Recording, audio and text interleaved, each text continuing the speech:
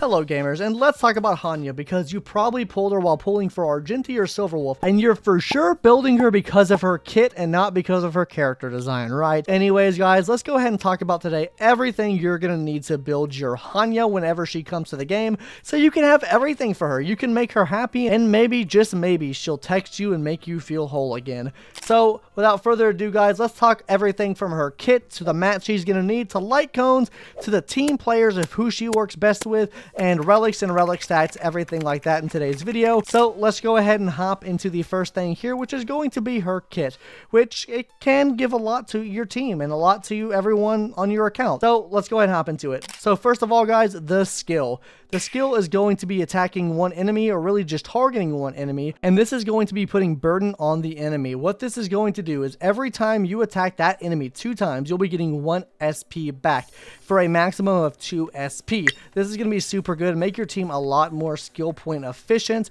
This also plays into the talent. Whenever that enemy is burdened, they're going to be taking an extra 30% damage. Yes, you heard me, an extra 30% damage. That means your Daniel Don Hung will be dishing out damage like no one's ever seen before. Now let's hop into the ultimate move here. This ultimate move is going to be targeting a single ally just like Ting Yun, and she's going to be giving a 20% speed buff based off of her own speed, so you want to be making her as fast as possible. This is the only thing in her kit that scales off of one of her stats, and she'll also be giving that ally a 60% attack buff as well. Like I said, she is going to be absolutely amazing for Danny, and I think she can work for Argenti as well here. But let's hop into the bonus abilities because they gave that to us when they gave us some gameplay footage for her, or we were able to play with her in the event. Her first bonus ability will be giving a 10% attack buff to whoever procs off the burden state on the enemy. So yeah, whoever procs it off is getting 10% extra attack. Her next bonus ability will allow you to recover that extra last SP that you need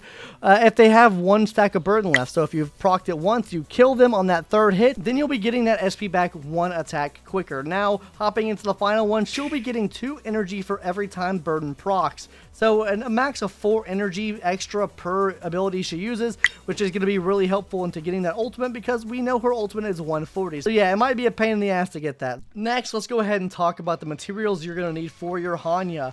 Yes, because you're going to have to build her, and she's going to cost you a pretty penny. That's going to be 3.3 million credits. That's the pretty penny. That's the price you pay for your waifus, isn't that right? Oh man, I'm sorry, Hanya fans. I didn't know she was this low on the My Waifu tier list. I didn't mean for you to see it like this. But anyways. Yeah, so you're going to need 3.3 million credits, 290 XP books, the same amount as you need for a 5-star character, or really any character. So have fun farming those up if you pull for Argenti or Silver Wolf. Next is going to be 12 of the Fantilia boss materials. I wish they would let us farm another boss because we don't even use any of the other bosses. RIP Kikolia and the Doomsday Beast. As far as getting her level ascension materials, it's going to be 50 of the new level ascension materials. That's going to be from the new area. Now, hopping into those trace materials now, she's going to need 104 of the big music players, 54 of the medium ones, and 12 of the small ones. As far as the easier to get trace materials, she's going to need 54 of the large ones, 55 of the medium cogs, and 40 of the small cube things. This is going to be accounting in for maxing out all of her traces. So I hope you're prepared to farm for your mommy here because she's going to cost you a pretty penny, like I said before. With that being said though, that's really all you need to farm for her. Let's go ahead and talk about now what the best light cones are going to be for her. So her best in slot light cone is going to be But the Battle Isn't Over, the Bronya light cone. This is going to be the best in slot for her because it does give you an extra 10% energy regeneration rate. This will help you reach that 140 threshold you need to reach. On top of that, her ultimate will be giving you an extra skill point, which makes her even more skill point efficient than she already was before. And then finally, it'll be allowing the next ally to deal 30% more damage. So if she's speed tuned correctly, which is going to be kind of hard to speed tune her correctly. Actually, with Danny on the team, I don't think it'll be an issue. Anyways, it doesn't matter. She'll be giving 30% extra damage. Let me get off my little rant there. But let's say you don't have that light cone. Let's go ahead and talk about what her second best in slot is. And I think that's just going to be S5 Meshing Cogs or S5 Memories of the Past. So if you do have S5 Memories of the Past, definitely run this one, but if you don't have S5 Memories of the Past, I would definitely recommend running S5 Meshing Cogs. At S5, it gives you back 8 extra energy every time you could hit or do an attack.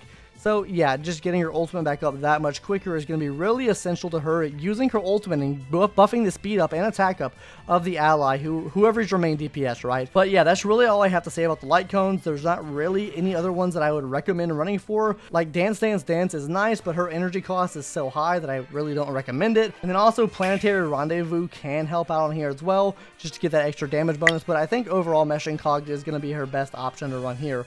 Now, let's go ahead and talk about the relics, the part you've all been waiting for. But before that, maybe subscribe to the channel. I would really like that, and Hanya would too. Maybe Hanya will bless your account if you subscribe, if you've watched to this point in the video, or maybe you click this timestamp and I scammed you. Please hit that subscribe button. It would really help the channel out, because I'm going to Japan soon, and you know, everything, any support will help. Thank you guys. I appreciate it. Love you guys. Anyways, let's go ahead and talk about the best relics now. Her best in slot is going to be the 4-piece speed set. This is just overall going to be the best in slot, and the reason that is because she needs as much speed as she can get. Whenever she uses the ultimate, it'll be giving a speed buff, and just by having the 2-piece is going to be giving her a speed buff as well. So this is definitely the only set I recommend for her. I don't see running anything else other than this set right here.